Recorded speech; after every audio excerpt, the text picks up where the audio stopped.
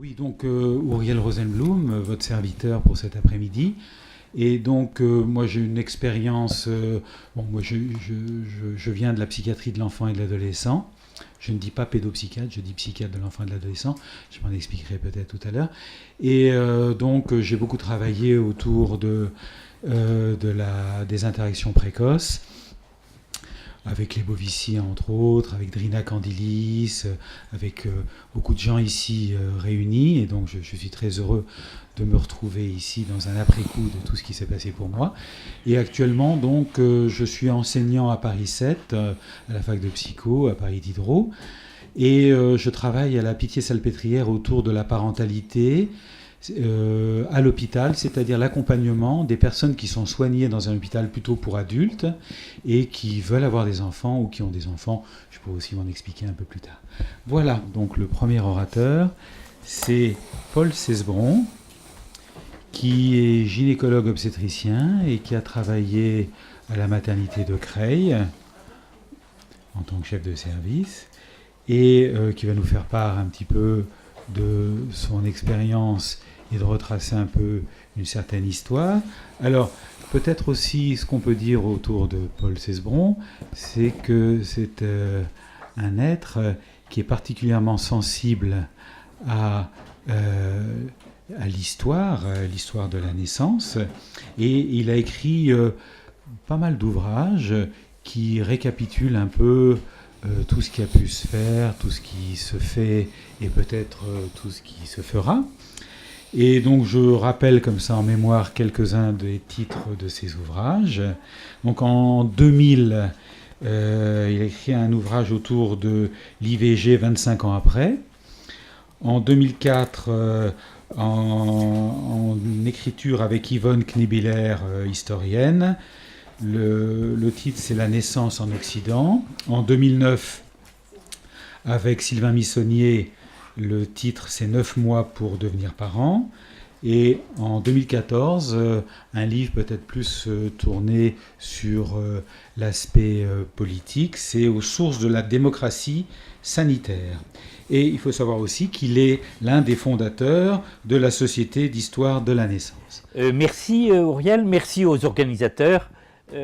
À Michel en particulier, je ne vais pas citer les autres amis qui m'ont demandé de venir, donc, et que je remercie tous. Donc bonjour à toutes et à tous.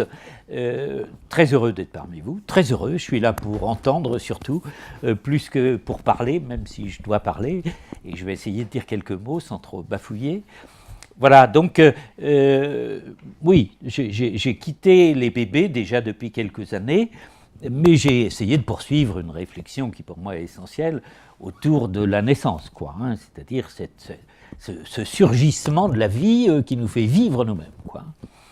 Donc une histoire très belle qui me passionne, mais une histoire, et je parle en tant que gynéco-obstétricien, je ne vais pas parler au nom des autres, même si éventuellement ça peut m'arriver, qui est la dure histoire des gynéco-obstétriciens ou des accoucheurs, on va dire, pour être plus simple et aller plus vite, dans leur rapport avec le bébé.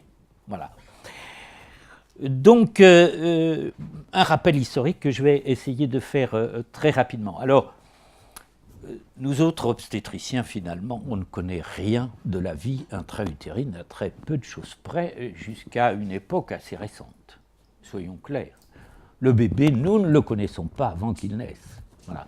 Ça, c'est une chose très importante, contrairement aux femmes qui connaissent leur bébé avant qu'il naisse. Voilà. Contrairement aux sociétés humaines, aux communautés humaines, qui ont une conception de la vie qui s'inscrit dans la filiation, dans une mythologie, dans une cosmogonie, où le bébé a une place, et le bébé avant la naissance. Voilà. Jacques, et je demande à Jacques de me pardonner toutes les fautes que je pourrais commettre en matière d'histoire, si, Jacques, c'est très important, et donc nous a rappelé que nos rites, notre conception de la naissance, au cours de cette longue période qui va jusqu'à aujourd'hui. Donc, oui, les obstétriciens sont finalement presque les seuls au monde à ne pas savoir ce qu'est un bébé au cours de la vie intra-utérine. C'est important à comprendre, et c'est une idée que je voudrais développer. Alors, les témoignages de l'histoire sur la connaissance des bébés en intra-utérus sont multiples, quoi, hein. Les anthropologues se sont beaucoup penchés sur cette question. Je cite Saskia Valentovitch pour les Touaregs, Bernard Saladin d'Anglure pour les Inuits, vous connaissez, donc qui fait parler les femmes sur leur vie intra-utérine. Voilà, en particulier Saladin d'Anglure qui fait dire au bébé, à travers donc le témoignage d'une femme âgée, ce qu'a été sa vie intra-utérine. Voilà, j'étais bien, j'étais au chaud. Voilà, j'étais bien quand maman allait bien, j'étais mal quand maman allait mal, etc. J'étais triste si elle connaissait des difficultés. Voilà, je vous cite cet exemple, un très bel exemple dont je vous recommande la lecture, mais sans doute vous connaissez ce texte déjà bien. C'est un texte de Claude Lévi-Strauss sur l'efficacité symbolique dans anthropologie structurale, où il intervient pour permettre, enfin il entend le récit d'un chaman qui intervient pour permettre à une femme de mettre au monde son bébé, en la réintroduisant dans sa culture. Voilà, c'est un texte très très beau, et que je vous recommande. Il y en a d'autres, beaucoup, qui témoignent en définitive de la connaissance de la vie intra-utérine. Évidemment, on est dans le symbolique, dans la culture, on n'est pas dans une réalité, entre guillemets, qui serait celle de la vie intra-utérine. Alors maintenant, en quelques mots, la dure histoire des accoucheurs. Alors, la source de notre savoir, c'est l'école d'Alexandrie. L'école d'Alexandrie, elle est marquée par un épisode particulièrement grave, à mes yeux. Ça n'est pas souligné par les historiens, qui est la vivisection, très simplement, d'êtres humains pour nous permettre de connaître l'anatomie humaine. Voilà. Les deux grands auteurs s'appellent Érasistrate et Hérophile. Voilà, ce n'est pas des inventions, ils sont connus, et très connus pour leur savoir et pour ce qu'ils nous ont apporté dans la connaissance de l'anatomie, y compris de la physiologie d'ailleurs en partie. Oui, ce sont de véritables savants qui n'hésitent pas à pratiquer des dissections sur des êtres humains vivants. Voilà. En quelques mots, je ne résiste pas au fait de vous dire que souvent j'ai dit à des historiens, mais enfin, vous n'avez jamais signalé quand même ces faits aussi graves, quoi. Alors que des auteurs de l'époque ont reproché ça de façon sévère. Je cite simplement Galien, il est tout à fait contre de telles pratiques. Il est d'ailleurs contre la dissection d'une façon générale. Voilà. Et souvent on m'a rétorqué que, après tout, oui, c'était pas très beau, voilà, c'était déplorable, c'était criminel, c'était tout ce qu'on veut, mais c'est d'une autre époque. Et en quoi est-ce qu'on trouve notre origine là-dedans ? En quoi on serait les successeurs de ça ? Je rappelle douloureusement que les expérimentations humaines ont eu lieu, ça fait peu de temps, dans les pires des conditions, et qu'elles continuent, en partie. Voilà. On passe sur cette origine pour arriver au fait que, finalement, dans l'Occident chrétien, la naissance est considérée comme ayant une valeur symbolique très forte. Le nouveau-né, comme reprendra Hannah Arendt plus loin, c'est la natalité, dit Hannah Arendt, qui sauve le monde de la destruction totale. Voilà, une position très forte. Voilà. Et donc, elle reprend l'évangile de Saint Jean, un enfant nous est né. Voilà. Autrement dit, ça c'est la position chrétienne, mais la position chrétienne est celle de l'attente du royaume de Dieu sur terre. Voilà. Et donc, on ne s'occupe pas beaucoup des naissances en dehors de son caractère symbolique, et les médecins ne s'occupent pas des naissances. Voilà. Il y a ce qu'on appelle les barbiers qui progressivement vont être appelés au secours des femmes qui ne peuvent pas mettre au monde leur bébé. Les femmes sont toujours accompagnées d'autres femmes, et en général de collectifs de femmes. Voilà. Les hommes n'ont d'ailleurs très vite pas le droit d'intervenir en quoi que ce soit dans la naissance, même s'ils y interviennent, pas les professionnels, hein, pas les médecins, mais des pères, des hommes très forts pour sortir un bébé qui ne veut pas sortir. Voilà, très simplement.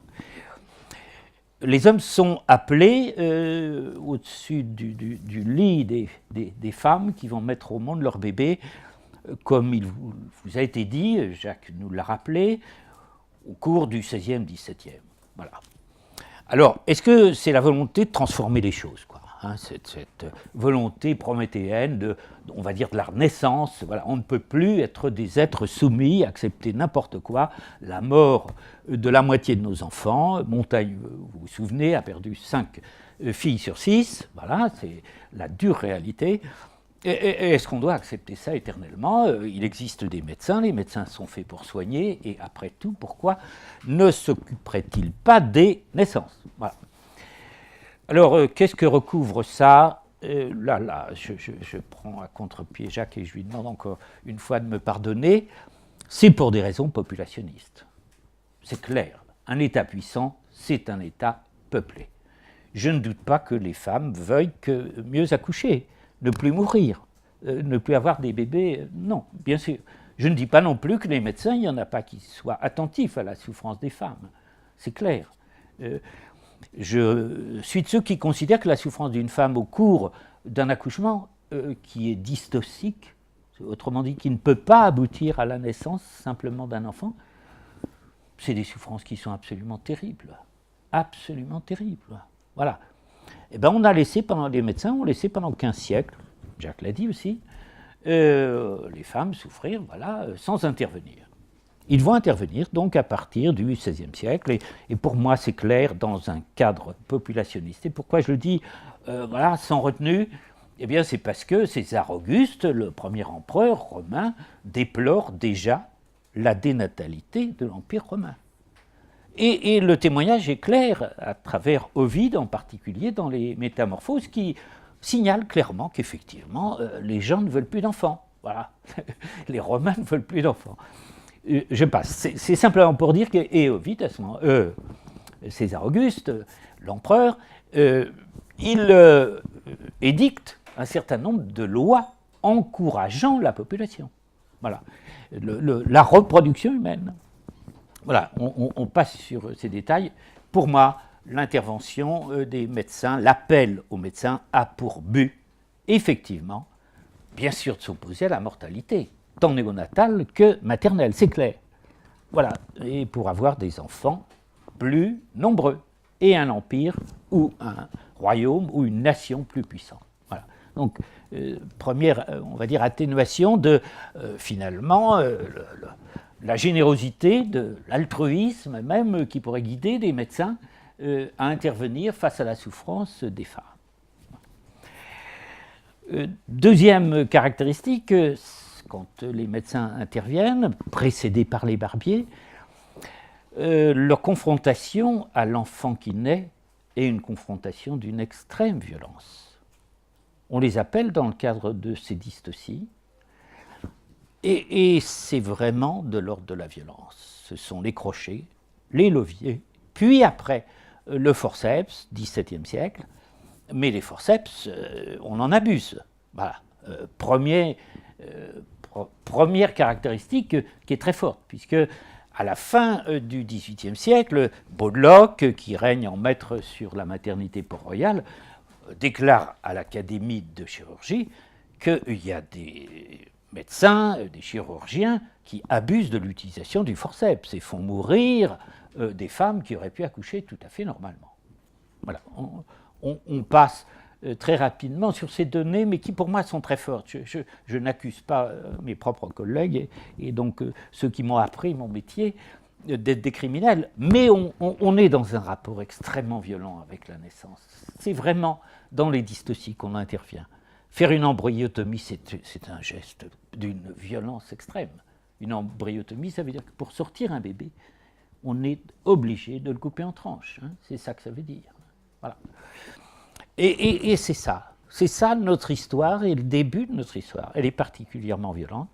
Les césariennes sont impossibles, et ça pratiquement jusqu'à Pasteur et Lister. Voilà pourquoi, très simplement, l'ouverture du ventre entraîne systématiquement une infection locale qui aboutit très simplement à la mort des femmes. Voilà.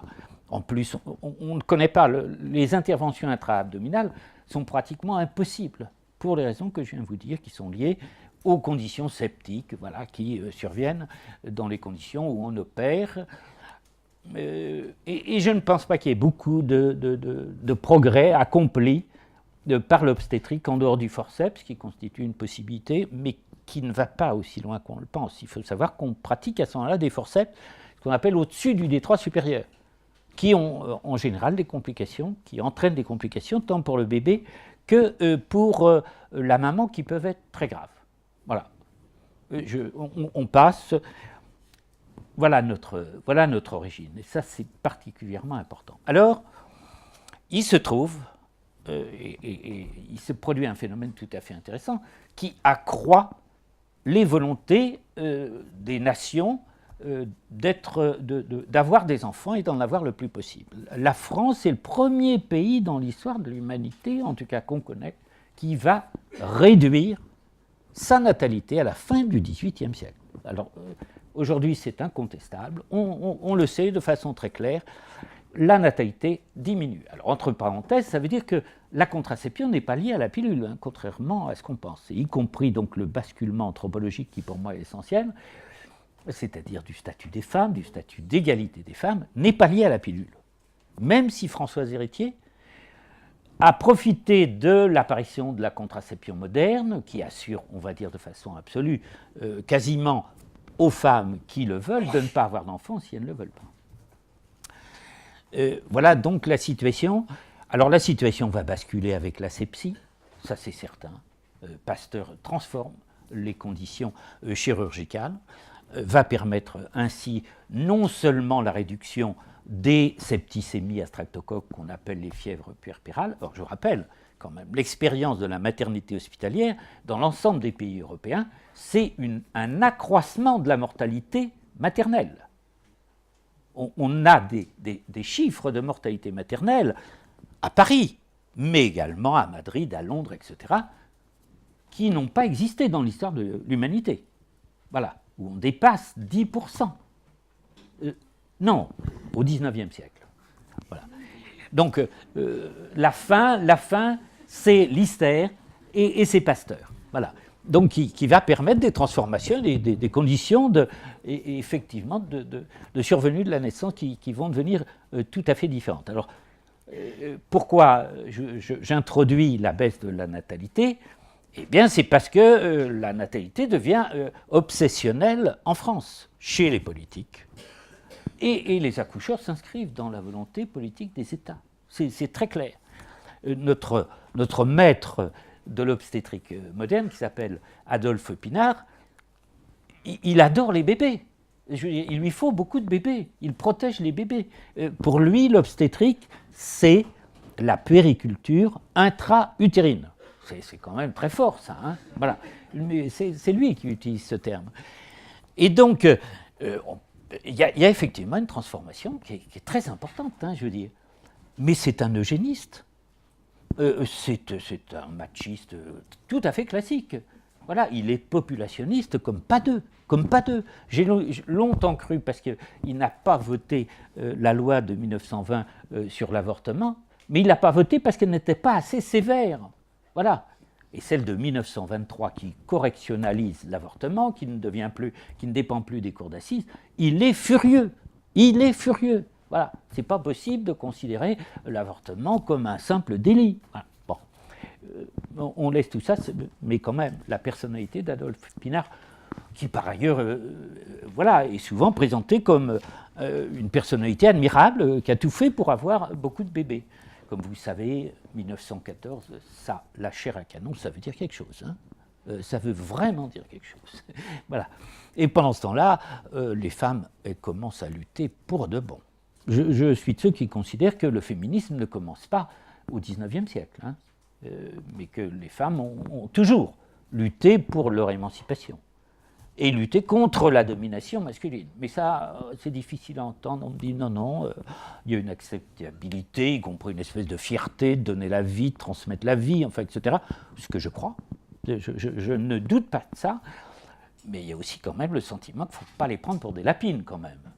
Or, il faut quand même savoir, parce que ça, c'est une donnée essentielle pour moi, c'est que beaucoup de grossesses n'étaient pas du tout désirées. Du tout. Le viol conjugal, ce n'est pas le XXe siècle. Hein. Je veux dire, c'est l'histoire de l'humanité. Voilà.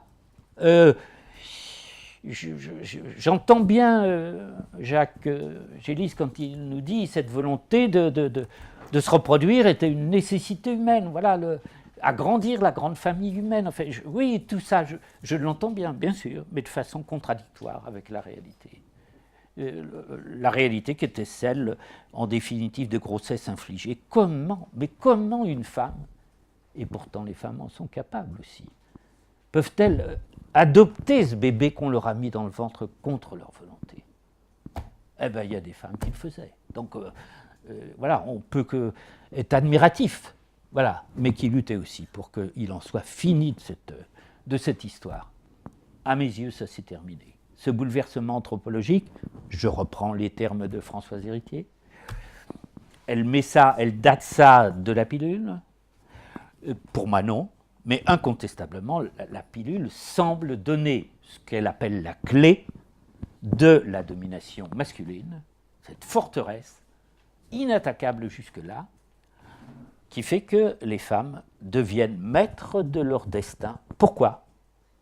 Parce qu'elles considèrent que là, c'est la transmission de la vie qui constitue la nécessité pour les hommes de contrôler les naissances et les femmes. Voilà. Et donc, j'entends bien que tout ça, c'est une lecture de l'histoire de l'humanité, mais pour moi, elle est essentielle. Et donc, je sens que je vais me faire assez vite rappeler à l'ordre, non? 5 minutes. 5 minutes, alors, bon, ça va, j'essaye quand même d'aller vite. Donc, nous, notre histoire a été quand même difficile. Mais c'est vrai que l'inflexion, on va dire, sur le plan professionnel, avec l'école des accoucheurs parisiens, voilà, qui naît en 1881 par un concours qui est ouvert. C'est la Troisième République. La Troisième République est très positiviste. Elle s'inscrit dans le progrès humain, dans le progrès social, etc. C'est un médecin tout à fait remarquable. Je vous recommande ce médecin qui s'appelle Bourneville. Il est conseiller municipal, il va devenir député. On connaît Bourneville parce qu'il a décrit une pathologie particulière. C'est un aliéniste. Pour moi, c'est prodigieux. Il décrit la sclérose tubéreuse de Bourneville, qu'on appelle maintenant de Bourneville, à la fin du XIXe siècle. Pour moi, c'est absolument prodigieux. Eh bien, lui pense que oui, il faut des professionnels de la naissance qui soient des médecins. Voilà. Il s'inscrit quand même dans cette idée que les sages-femmes, bien qu'elles aient fait des progrès considérables, je veux dire en termes de formation, initialement, les matrones étaient des femmes très simplement du peuple choisi par leur communauté, voilà, qui n'avaient aucune formation autre qu'empirique et que la transmission d'un certain savoir.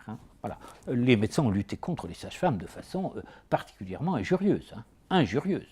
Voilà. Bon, mais je vous passe là-dessus, ce serait aussi trop long, mais ça c'est très important. Ce qui pour moi est quand même une marque très forte du fait qu'ils s'inscrivent dans une conception de l'édification de la nation et des rapports des hommes et des femmes, qui est celle de la domination. Donc, les sages-femmes vont voir très simplement apparaître les accoucheurs. À la fin du XIXe siècle, pour la France, c'est un peu différent dans les différents pays occidentaux, mais laissons cela, où ce sont les obstétriciens qui dirigent à ce moment-là les soins obstétricaux, qui définissent les conditions de la naissance sur le plan professionnel. Voilà. Et donc les sages-femmes sont mises sous tutelle. C'est très clair. La France est le pays où les sages-femmes vont le plus et le mieux se défendre. Et où finalement elles gardent un statut assez fort. Pour moi, pas suffisant. Voilà, c'est très clair. Mais voilà, elles sont capables de tenir tête. Et il y a des sages-femmes qui tiennent bien tête aux médecins. Voilà. Donc, on s'inscrit dans cette situation. L'asepsie, l'antisepsie, la possibilité de faire des césariennes, etc., va transformer quand même les conditions de naissance. C'est incontestable. Voilà, même si, parce que les accoucheurs manquent aussi on va dire, de simplicité ou de modestie. On met sur le compte des progrès en obstétrique l'abaissement considérable. On divise par 100 la mortalité maternelle en un siècle. Et presque par 100 aussi la mortalité périnatale. Voilà. Est-ce que c'est grâce aux conditions de l'accouchement? Ça y participe, bien sûr. Ce serait stupide de dire le contraire, mais à très loin près, ce n'est sans doute pas le facteur principal. C'est les conditions sociales, c'est les conditions de la vie, c'est les conditions de l'alimentation, du logement, etc., qui vont permettre ces améliorations. Ça, voilà. Alors, on va se précipiter dans le ventre des femmes, ça, il n'y a aucun doute, pour essayer de connaître ce qui se passe un peu à l'intérieur du ventre donc, des femmes. Et voilà, c'est une étape nouvelle. Pour moi, elle commence quand même vraiment qu'après la Deuxième Guerre mondiale. La Deuxième Guerre mondiale, pour moi, est une étape très très forte. Voilà. La première aussi, alors pour reprendre ce qui a été dit, la première aussi parce que les femmes, elles changent de style de vie, hein, attention, elles portent le pantalon à partir de la Première Guerre mondiale. Hein. Elles sont coupées en brosse, elles fument la pipe, enfin, etc. Voilà, on est dans une... et je peux vous assurer que les bons hommes qui reviennent de la guerre sont très troublés par, parfois, l'attitude de leurs femmes. Hein. Non, ça change là. Hein. On est vraiment dans une revendication d'égalité, déjà. Voilà, et c'est très fort. Mais la Deuxième Guerre mondiale, c'est l'horreur absolue. On échappe à la disparition de l'humanité. Voilà. C'est d'une part la destruction systématique d'un peuple, voilà, porteur d'une culture d'une grande richesse, voilà, délibérée. Voilà. C'est pour ça que je suis très gêné en venant ici, j'aime beaucoup ce récit, mais de voir un philosophe qui a appartenu à un courant philosophique qui a défendu...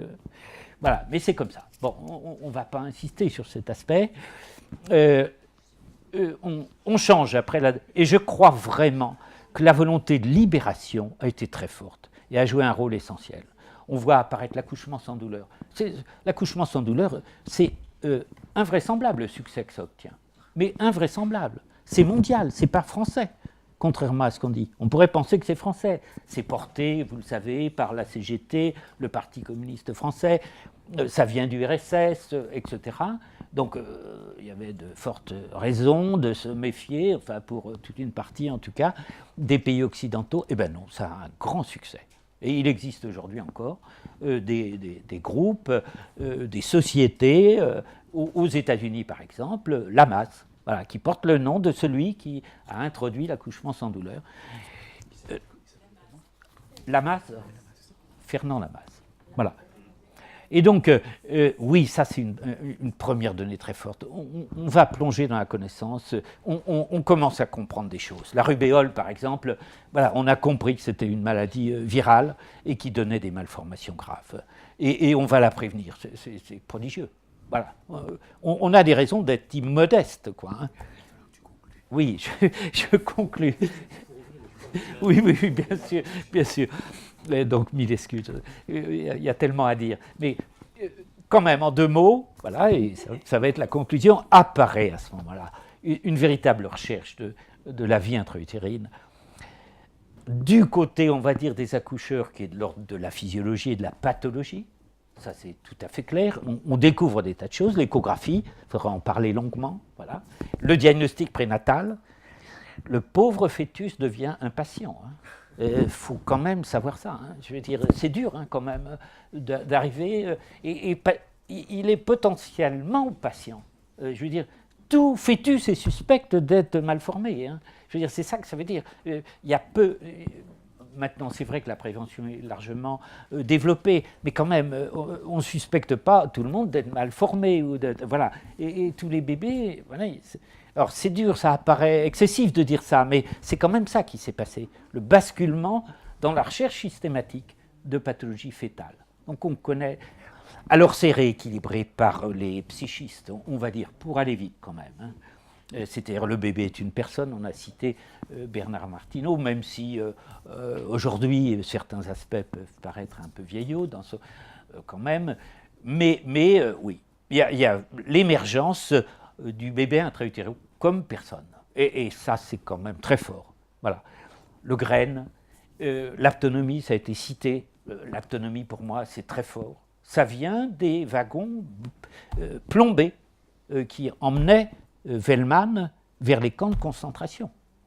Vellman découvre que l'appui sur l'autre, la promiscuité horrible des wagons, ça peut se transformer en son inverse. Voilà. Autrement dit, toucher l'autre, ce n'est pas nécessairement quelque chose de détestable. C'est au contraire quelque chose qui peut aider à vivre, qui peut même donner le goût de la vie. Voilà, prodigieux. Frédéric Le Boyer, idem.